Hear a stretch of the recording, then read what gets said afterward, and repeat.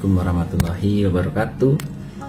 Ketemu lagi dengan saya Dr. Wahid Asmara dari Klinik Biaru Skincare di Ruang Sehat dan Cantik bersama Dr. Wahid Asmara. Kali ini saya ingin membahas topik yang cukup hangat belakangan, yaitu tentang hiperpigmentasi atau flek hitam atau melasma, atau yang kadang-kadang teman-teman sering menyebutnya gosong gitu ya. Nah, penyebab dari flek hitam sendiri cukup banyak ya teman-teman ya. Yang paling sering yang kita alami adalah karena faktor paparan sinar matahari, faktor hormonal, faktor genetik, kurangnya perawatan, penggunaan sunscreen, juga faktor-faktor lain yang paling sering mempengaruhi, yaitu usia dan juga faktor hormonal. Pil KB misalnya, penggunaan dari kontrasepsi.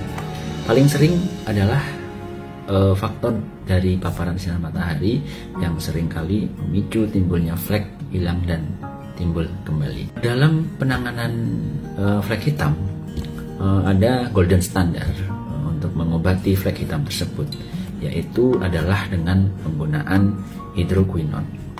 Hidroquinon ini sendiri bukan merupakan senyawa atau bahan baku obat yang berbahaya. Jadi yang selama ini sering digembar-gemborkan oleh beberapa oknum seolah-olah bahwa hidroquinon itu berbahaya.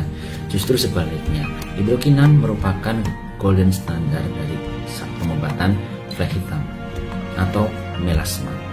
Namun, nah ini ada garis bawah ya. Penggunaan hidroquinon ini benar-benar harus diperhatikan di bawah pengawasan dan juga persepan oleh dokter.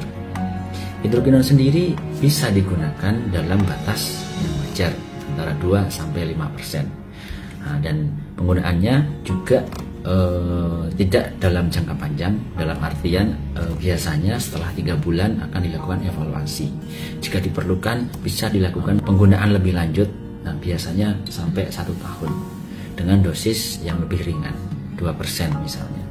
Nah, itu kami ambil informasi ini bukan tanpa dasar, tapi salah satunya adalah berdasarkan dari jurnal yang teman-teman bisa baca, Indian Journal of Dermatology.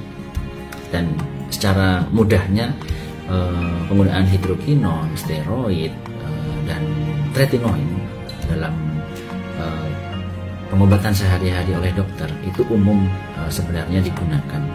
Namun yang terjadi adalah seolah-olah produk-produk tersebut berbahaya dan tidak boleh digunakan.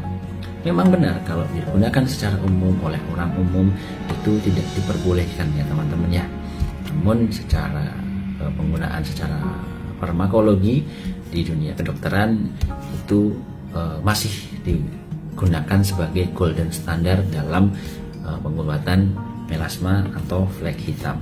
Teman-teman juga perlu ketahui bahwasannya produk-produk yang mengandung hidroquinon, mengandung steroid, mengandung tretinoin itu bisa didapatkan di apotek. Nah, ada di apotek dan itu berdasarkan resep dokter. Jika bahan-bahan tersebut atau obat-obat tersebut berbahaya, tentu saja sudah tidak diperbolehkan berada di apotek, teman-teman ya. Nah, ini jadi yang perlu teman-teman garis bawahi, bahwa teman-teman juga harus ketahui bahwasannya hidroquinon bahkan sampai 5% itu beredar di apotek dan bisa didapatkan, namun di bawah pengawasan dan resep dokter. Kenyataannya tapi sekarang kalau teman-teman ke apotek bisa mendapatkannya secara bebas. Nah, itu yang sebenarnya tidak diperkenankan teman-teman ya.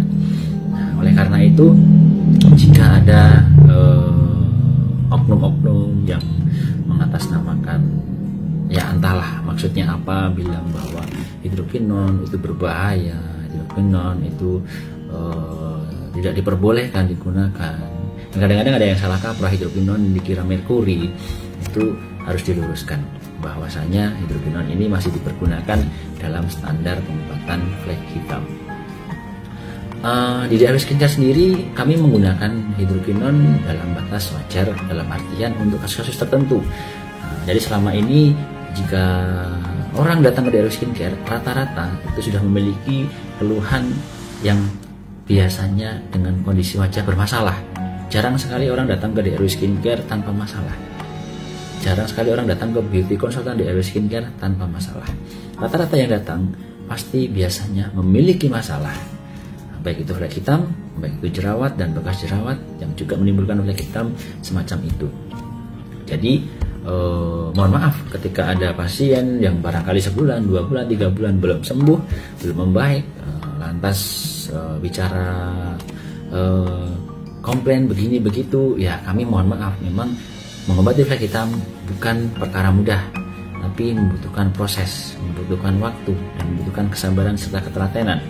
Kadang-kadang juga karena exposure paparan sinar matahari yang tinggi, flek hitam selama pengobatan sama perawatan juga bisa muncul lagi.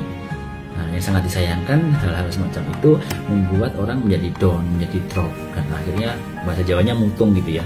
Dan bahkan sampai posting di media sosial katanya pakai DRW begini begitu. Ya, kami tidak akan menyalahkan, kami juga tidak akan istilahnya marah.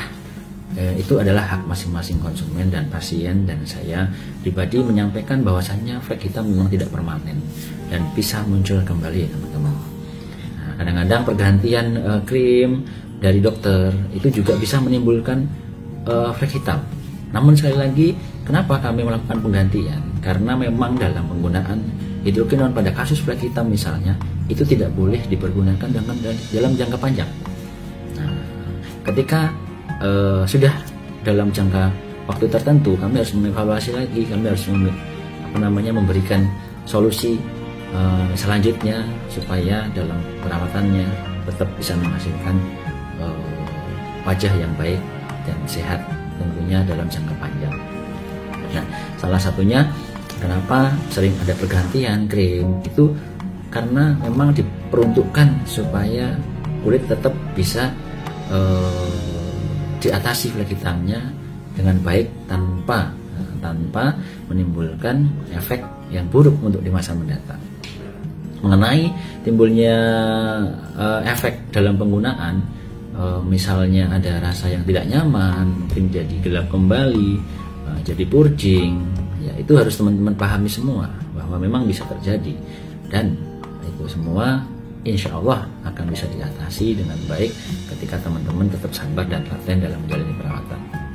Dan teman-teman juga harus ketahui bahwa di DRW Skincare tidak semua kasus menggunakan sediaan hidrokinon, retinoin atau kortikosteroid ya teman-teman ya. Jadi hanya kasus-kasus tertentu, hanya kasus-kasus flek hitam yang berat. Nah, dan bahkan kasus-kasus yang flek atau melasma yang ringan kami tidak mempergunakan hidrokinon. Kasus-kasus jerawat kami tidak mempergunakan hidrokinon. Hanya kasus-kasus tertentu. Nah, misalnya kasus-kasus flek hitam yang berat, yang sudah ditangani dengan segala macam produk belum membaik misalnya, bisa digunakan atau diresepkan hidrokinon. Kalau tidak, kami menggunakan sediaan-sediaan yang tentunya sudah memiliki izin notifikasi dari Badan POM teman-teman, supaya aman, supaya nyaman. Nah, pun kalau diperlukan penggunaan hidrokinon dapat dilakukan, tentunya dengan pengawasan dokter. Begitu ya teman-teman ya. Jadi jangan salah kaprah mengenai hidrokinon, mengenai kortikosteroid, mengenai sediaan-sediaan retinoin semacam itu. Bahwasanya secara keilmuan di dunia kedokteran, sediaan-sediaan tersebut bisa dipergunakan. Ingat, hidrokinon berbeda dengan merkuri. Oleh karenanya teman-teman harus bisa membedakan antara hidrokinon dan merkuri. Oke teman-teman, itu yang bisa saya sampaikan. Kurang lebihnya mohon maaf. Assalamualaikum warahmatullahi wabarakatuh.